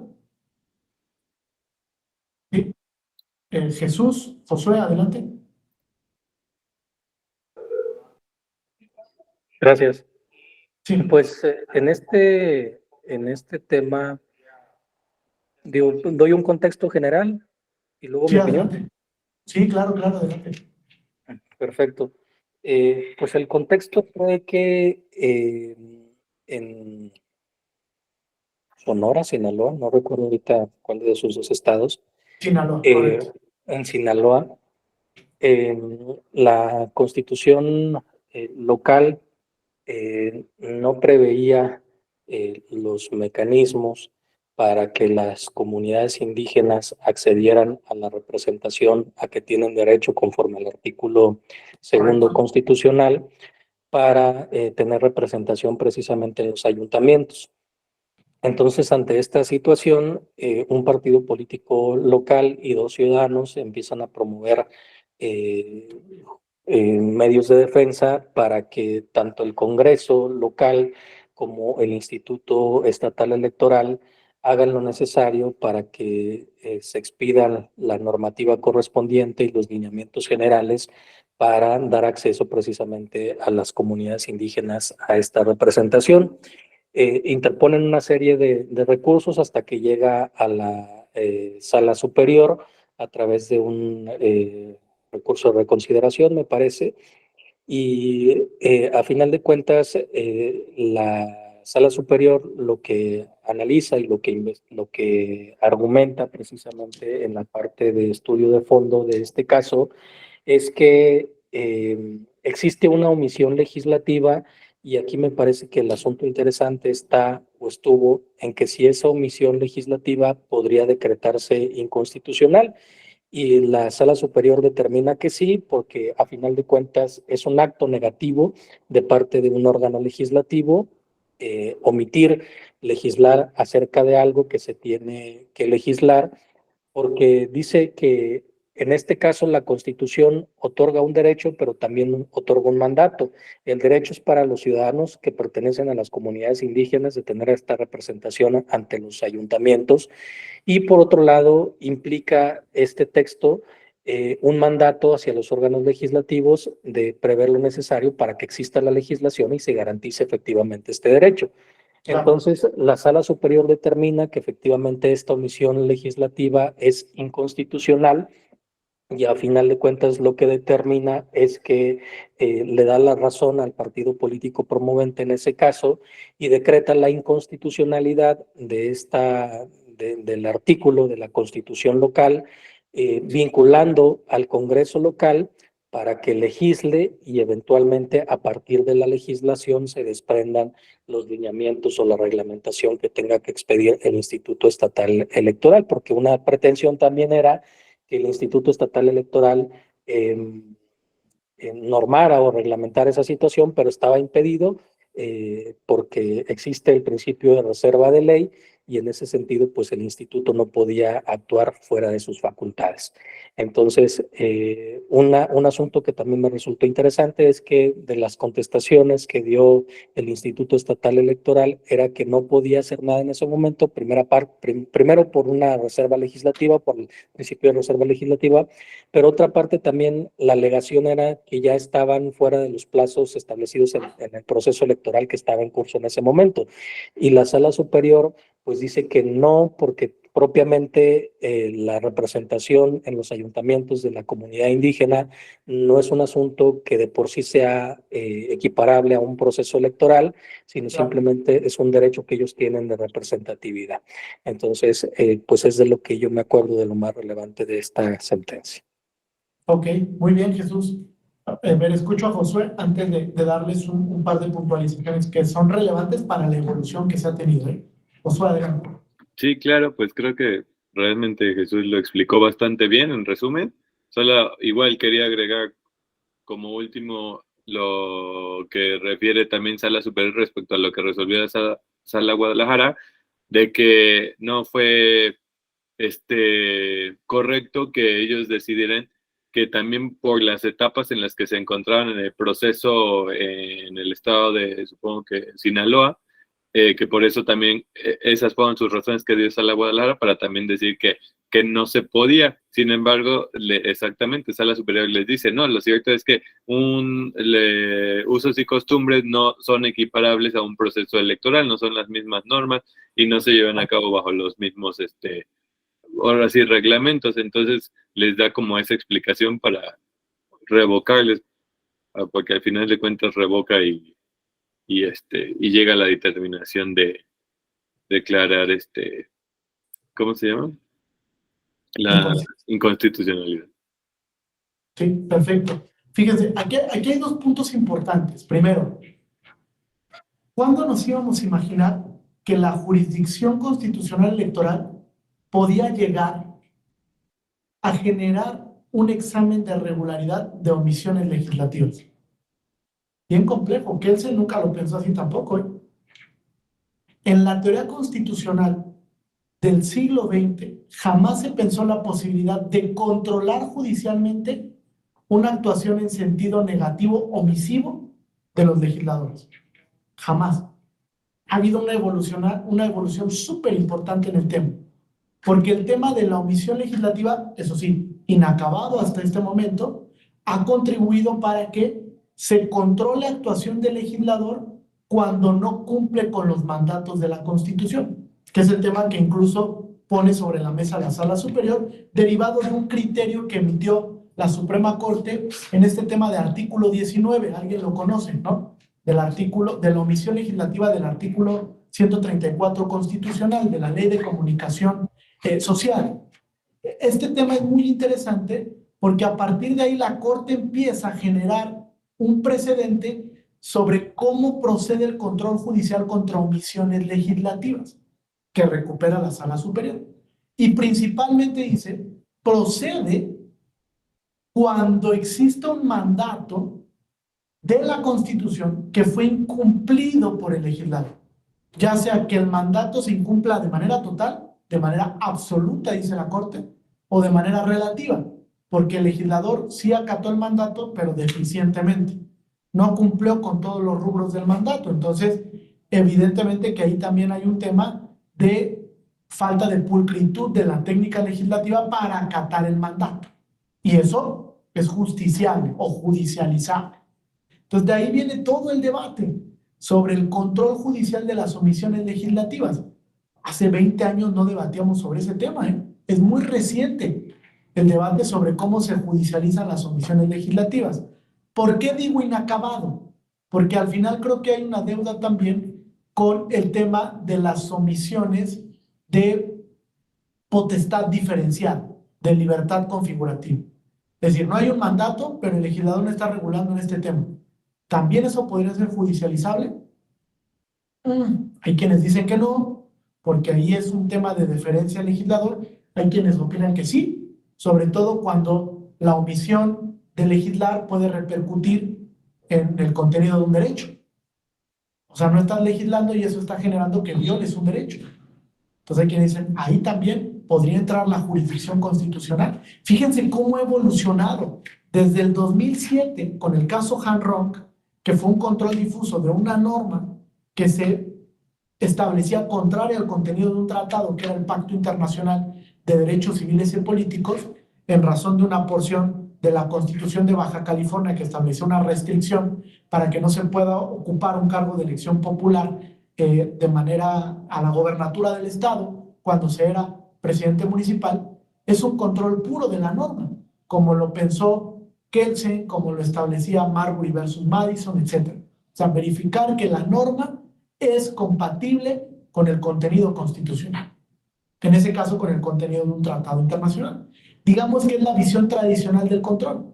Ahora el control nos sirve, fíjense, les voy a poner 2 escenarios nada más, para controlar actos derogatorios, algo muy importante. O sea, no solo controlo las normas que emites, también controlo cuando eliminas del sistema una norma, y eso puede ser inconstitucional. Derogas o abrogas una norma nada más porque quieres, bajo el principio de libertad configurativa. Eso también lo puede controlar la jurisdicción constitucional y la jurisdicción electoral. Y otro tema, pues las omisiones legislativas. Son 2 puntos que han hecho que evolucione notablemente la jurisdicción constitucional. ¿Y a través de qué creen? Del control difuso. Porque el control difuso ha sido el gran causante de que evolucione la jurisdicción constitucional y electoral en estos temas, en específico. Tanto el tema de actos derogatorios o actos abrogatorios, como en el tema de omisiones legislativas. 2 puntos que el legislador antes no tomaba en cuenta para el control de su función legislativa. Decía, bueno, pues si omito no pasa nada, nadie me va a decir cuándo hacerlo. O si elimino una norma por un acto derogatorio, pues no pasa nada, porque ¿quién va a verificar eso? Hoy en día sí se puede. Entonces, ¿qué tan importante ha sido la evolución de la jurisdicción para estos temas? Sobre todo porque muchos de esos temas afectan directa o indirectamente el ejercicio de un derecho. Se ha evolucionado muchísimo en este tema. Celebrábamos en el 2021 los 100 años de la implementación del primer tribunal constitucional en el mundo. Y con la celebración de estos primeros 100 años, pues debatíamos sobre cuáles son las deudas que tienen hoy en día los tribunales. Yo les diría, hay que debatir también sobre los aciertos que hoy tiene la jurisdicción constitucional y electoral. Este es uno de ellos. El tema de controlar actos legislativos en sentido negativo. Decía yo que ni siquiera Kelsen imaginó en su momento, porque no era una preocupación que tuviera Kelsen. A Kelsen le preocupaba que el legislador, cuando configuraba una norma, se saliera de los cauces, pero no le preocupaba las omisiones, no le preocupaba los actos parlamentarios normativos en sentido negativo. No le preocupaban, no estaban en su radar de las funciones que podría realizar el tribunal. Y hoy en día sí. Entonces yo les preguntaría a propósito de esto y de esta evolución que se tiene desde el caso Hanronk en el 2007 hasta esta resolución de omisión legislativa. ¿Cuál ha sido la evolución de la jurisdicción? ¿En qué ha cambiado? ¿Creen que ha habido beneficios? ¿Creen que todo es deuda histórica? ¿O por qué es relevante estos cambios en la jurisdicción electoral? ¿O están a favor o en contra de estos puntos? Porque hay quien me puede decir, oye, yo estoy en contra de que se controlen los actos derogatorios. ¿Por qué? Si el legislador quiere derogar una norma, es una facultad parlamentaria de libertad de configuración. Hay quien puede sostener esto, y hay quien puede decir también, ¿y por qué los jueces lo obligan a legislar? Los jueces no están pensados para obligar a legislar. Reitero, diría Larry Kramer, ¿por qué los jueces están haciendo cosas que le corresponden a los órganos que sí son electos popularmente? ¿Por qué los jueces se están metiendo en esto? O sea, porque puede ser que yo esté dentro del criterio mayoritario, pero aquí puede haber alguien que esté dentro del criterio minoritario y que ganó, profesor, ¿sabe qué? Yo no estoy de acuerdo en que los jueces hagan eso. Se está descontrolando el quehacer jurisdiccional. O los jueces ya están haciendo lo que quieren, ¿no? Por ejemplo, el tema de obligar al Parlamento a legislar en materia de paridad en materia electoral, ¿no? Oye, ¿por qué lo están obligando? ¿Quién es el juez para decirle al legislador cómo implementar el principio de paridad. ¿Y por qué obligan al legislador a que implemente una regla que establezca que por lo menos la mitad de los cargos de elección a la gobernatura deben de ser ocupados por mujeres? ¿Por qué? ¿Por qué se obliga al legislador? Que esa no es tarea del legislador nada más. ¿O qué el legislador se mete en los temas jurisdiccionales? Fíjense qué interesante. ¿Ustedes recuerdan esta reforma que pasó en el Senado donde se le prohibía a la Sala Superior interpretar? ¿Sí la recuerdan? Que fue un debate muy interesante incluso en el Senado de la República, porque el Senado decía, es que yo soy el intérprete originario de la Constitución, porque así lo dice la Constitución, ¿eh? No lo digo yo. Y en los cauces de la jurisdicción constitucional contemporánea, pues hoy sabemos que no es así. Ni es el último intérprete, ni tampoco es el intérprete originario. No lo es ya, porque ha habido una transición desde 1917 a la época, donde la jurisdicción sí juega un papel relevante. Entonces, puede haber críticas a esto, o todos los aquí presentes estamos de acuerdo en que la función jurisdiccional puede hacer esto. Nadie lo cuestiona, ni siquiera se han puesto a pensar en algún momento sobre cuestionar estos puntos, o sobre cómo limitar la función de los jueces. Es decir, a ver, jueces, esto sí, no lo pueden hacer. O sea, yo sé que tienen un papel preponderante, yo sé que juegan un papel primigenio en las democracias contemporáneas, pero estos puntos no pueden llegar a ellos. Todos estamos de acuerdo en lo que actualmente, o como actualmente funciona la jurisdicción constitucional y electoral. Sí, Jesús, adelante, te escucho. Gracias.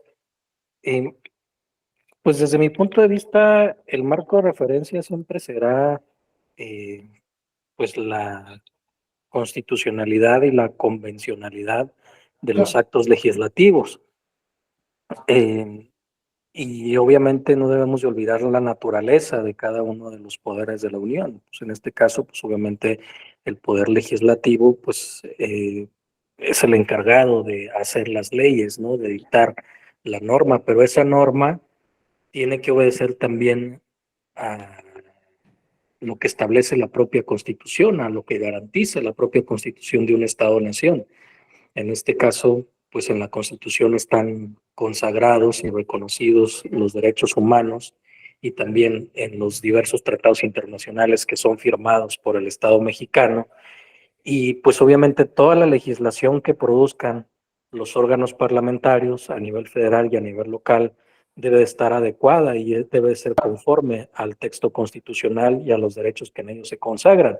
Entonces me parece que es aquí un sistema de pesos y contrapesos importante el que el Poder Judicial pueda eventualmente intervenir en decisiones que haya tomado el legislativo cuando sean contrarias. Creo que ese tiene que ser el límite, cuando sus decisiones sean contrarias a lo que establece la propia Constitución, no porque al juez se le antoje o tenga un criterio diferenciado con respecto a lo que el legislador plantea, sino más bien tiene que fundamentarlo y tiene que quedar claro que efectivamente va en contra de una norma constitucional, de un derecho humano, de una norma convencional que obliga al Estado mexicano a respetar determinado derecho. Entonces me parece que ese es el límite desde mi punto de vista que tendría que obedecer el órgano jurisdiccional.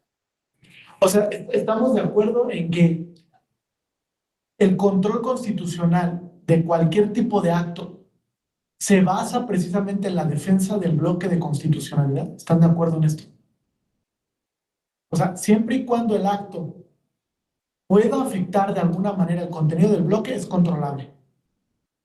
Es una premisa muy interesante, ¿eh? Porque si lo pensamos así, todos los actos de todos los poderes públicos, de entrada, podrían ser sujetos de control. Todos los que pudiesen afectar la Constitución material. Ningún acto podría quedar sin tutela judicial. Todos. Y es una visión contemporánea que por lo menos yo sí comparto. En el sentido de cualquier acto con independencia de la naturaleza de la autoridad que lo emita, eso pasa a un segundo término. Cualquier acto que pueda afectar un derecho es susceptible de control judicial. E incluso ahí entramos en la transición del Estado legal al Estado constitucional, en el sentido de que no solamente se controlan los actos de las autoridades, también los particulares están sujetos a respetar el control, están sujetos a respetar el contenido de la Constitución y sus actos son susceptibles también de control judicial. No se pueden escapar al control judicial. En pocas palabras, ningún acto que vulnere derechos puede quedar sin reparo. Todos son susceptibles de análisis por la jurisdicción, con los límites. La jurisdicción, las y los jueces también deben de tener límites. No pueden hacer lo que quieran, sobre pretexto de custodia de la Constitución. Es un tema muy interesante que incluso platicábamos nosotros aquí en la Escuela Judicial de constitucionalismo dialógico. A ver, ¿por qué no el tribunal, la Sala Superior, la Suprema Corte, antes de emitir una resolución, no dialoga con el órgano? Dice, oye, ¿sabes qué? Eso está mal.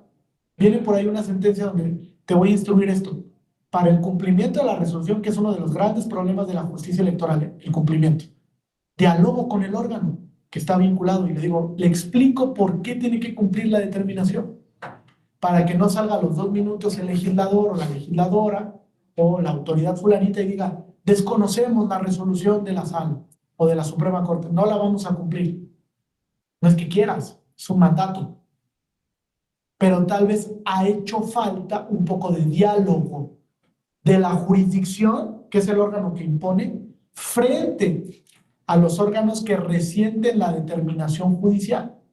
Porque si esperamos que los órganos vengan a la jurisdicción, ¿qué creen? Mejor nos vamos a sentar. Nunca va a pasar. Nunca va a pasar. Entonces tenemos que concurrir nosotros frente al órgano que resiente la decisión para dialogar sobre por qué lo tiene que cumplir, qué derechos está salvaguardando, etcétera, ¿no? Creo que ese punto me parece que es sumamente interesante. ¿Algún otro comentario hasta aquí? ¿Algún punto adicional? Sí, Jesús, adelante. Es muy interesante lo que planteas, pero aquí, pues yo creo que para que exista ese diálogo, pues obviamente tiene que haber pues disposición de los órganos a dialogar, a pues eventualmente establecer, pues si no puntos de acuerdo, porque a final de cuentas, pues cada uno tiene su competencia y a pesar del diálogo, pues pueden actuar de manera autónoma, ¿no? Pero me refiero a que existen ahora muchos ejercicios, por ejemplo, de parlamento abierto o de consultas a la ciudadanía, en donde personas expertas y no expertas, ciudadanas y ciudadanos, opinan sobre determinado tema y no necesariamente esas opiniones son escuchadas, a pesar de que en algunos casos se advierten pues problemas de choque constitucional. Entonces, a veces, sobre todo los órganos parlamentarios ya traen una agenda y pues esa agenda la cumplen sí o sí, con independencia de que pueda atropellarse determinados derechos reconocidos por la Constitución. Entonces, me parece que pues obviamente ese diálogo sería fructífero siempre y cuando las partes estuvieran pues interesadas precisamente en escuchar lo que la otra parte quiere decir.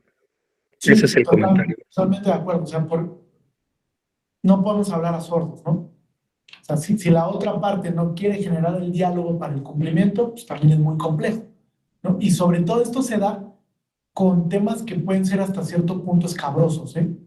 Escabrosos en el sentido de obligar al legislador a hacer algo que le incomoda, ¿no? Por ejemplo, legislar en un rubro, modificar la norma en X sentido, obligar a un partido político a cambiar un tema estructural que va de la mano con la autoorganización. O sea, son temas que les molestan a los participantes de los procesos democráticos y que a veces resultan incómodos para su cumplimiento. Son en los que hay que poner especial atención.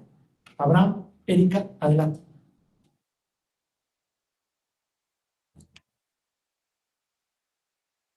Abraham. Sí, es que tienen tu micrófono apagado.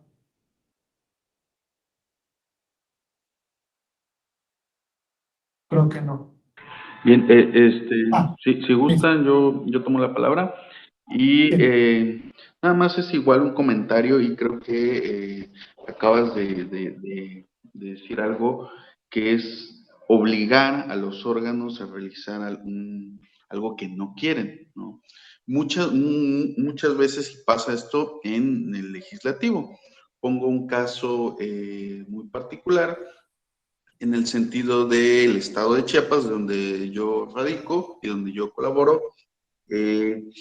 El tribunal, la Sala Jalapa, le ordena al Congreso convocar a elecciones extraordinarias para 2 municipios que por ciertas cuestiones, pues se anuló la votación en un primer momento en una elección ordinaria y en una elección extraordinaria en el año 2022 no se lleva a cabo la elección por actos de violencia. Entonces estamos en espera de que convoque al Congreso a una nueva elección extraordinaria, ¿no? Sin embargo, el Congreso hasta el día de hoy todavía no emite esa convocatoria y ya estamos próximos a iniciar un proceso ordinario en 2024. Esto nos trae al órgano electoral una problemática porque nos encontramos en la situación de que existen partidos políticos locales que ya no alcanzan el 3%, pero por una sentencia de un órgano jurisdiccional, en este caso Sala Jalapa, todavía tienen sus registros únicamente para la elección extraordinaria en estos 2 municipios que al día de hoy no se convoca y que está en espera aún por parte del Congreso, esta parte de la omisión de los legisladores de realizar ciertas actividades que afectan en algunos puntos y muchas veces obedece ya a cuestiones políticas o a cuestiones sociales, ¿no? O a intereses tal vez particulares, ¿no? Es un comentario. Claro. Gracias. Muchas gracias, Abraham. Sí, es cierto. O sea, en muchas ocasiones nos enfrentamos con obstáculos de los propios órganos que participan de los procesos democráticos, ¿no? Y ahí la jurisdicción, pues digamos, queda atada de manos en cómo obligar al cumplimiento de esas determinaciones. Erika. Yo también quería mencionar a modo de ejemplo, nosotros en el estado de Veracruz, de donde yo soy, tenemos también un caso similar. A través de una sentencia de sala regional, ordena que se le pague una remuneración a las figuras que tenemos de agentes municipales. Eso fue desde el 2019, finales del 2018, principios del 2019, y se ordena que el Congreso del Estado legisle al respecto. Hasta este momento ya han pasado casi 4 años y no hemos logrado que se impacte en la ley como lo ordena la sentencia. ¿Y cuál es la consecuencia para el órgano jurisdiccional? Pues un rezago increíble de incumplimientos de sentencia, claro, porque entonces hay que ordenarle a los ayuntamientos que cumplan y bastantes ayuntamientos lo que contestan es, hasta que no esté en la ley, no lo pienso hacer, ¿no? Entonces creo que sí ahí resulta un poco complicado, porque además el legislativo lo empieza a ver un poco como invasión de atribuciones, ¿no? Invasión de competencias, lo que considero que no tiene nada que ver, ¿no? Finalmente se va avanzando a golpe de sentencia y creo que eso no implica necesariamente invadir competencias. Eso era el comentario. Pues sí, es muy complejo, pero mira, ahí me da la razón de apostar más por algo dialógico, ¿no? O sea, si no voy a lograr el cumplimiento de la sentencia, ¿para qué sirvió? Para nada, es una sentencia de papel, no tiene efectividad. Parte del cumplimiento lo ha hecho la Corte, más bien parte del acceso a la justicia es el cumplimiento de la determinación, para que realmente se materialice el acceso. Entonces creo que hay que apostar ahí sí, por el tema de dialogar con el órgano que está vinculado al cumplimiento de la sentencia, un diálogo amigable para que en pro no solo del cumplimiento, sino de los justiciables, que son los que al final resultan perjudicados por el no cumplimiento de la resolución. Es un tema bastante interesante para el modelo de justicia que tenemos en México. Apostar por este constitucionalismo con diálogo sería algo muy asertivo de implementar. Complejo, sí, como dice Jesús, cuando uno de los participantes del diálogo no quiere escuchar o no se presta al diálogo. Pero yo les decía, si no viene esto desde la judicatura, no va a venir de ningún otro lado. Difícilmente los actores políticos se van a prestar para un tema así. Entonces tiene que venir la iniciativa desde la jurisdicción electoral, sobre todo. ¿No? Bueno, la jurisdicción constitucional está igual. O sea, el tema del cumplimiento siempre ha sido algo muy complejo en la impartición de justicia. Muy bien, pues lo voy a dejar hasta aquí. Fue un gusto compartir con ustedes este primer módulo. Les deseo mucho éxito en lo que resta del diplomado, que de verdad lo exploten muchísimo. Nos volveremos a encontrar en otra sesión más adelante. Van a haber temas muy interesantes ya particularizados de control constitucional, de práctica judicial, de control de convencionalidad con los profesores de la Escuela Judicial. Creo que les va a servir muchísimo. Enhorabuena por haber tomado este diplomado. Creo que es uno de los más importantes, no porque lo coordinemos desde la unidad académica, sino porque creo que el tema del control constitucional y convencional es súper relevante hoy en día para la justicia. Súper importante. Muchos de los temas giran en torno a esto. Entonces me parece que conocerlo, dominarlo, volverse expertos, pues es una ambición que tenemos que tener hoy en día como abogados, abogadas. Entonces, fue un placer compartir este primer módulo. Les deseo mucho éxito. Les van a seguir compartiendo material adicional, desde luego, para el desarrollo del mismo. Y cualquier duda que tengan, queda a sus órdenes. Les voy a copiar aquí desde mi equipo mi correo electrónico institucional. Si alguien quiere que le comparta la presentación, algunas de las sentencias que vimos, etcétera, con mucho gusto me pueden escribir y les comparto el material que utilizamos y algún otro que les pueda servir para continuar con este diplomado. Muchas gracias a todas y todos por la atención. Les deseo un excelente fin de semana. Gracias, maestro. Muchas gracias. Gracias, maestro. Buenas noches. Buenas noches, compañeros. Buenas noches. Buenas noches, compañeras. Muchas gracias, hasta luego. Listo. Gracias, Jirel. No, de qué.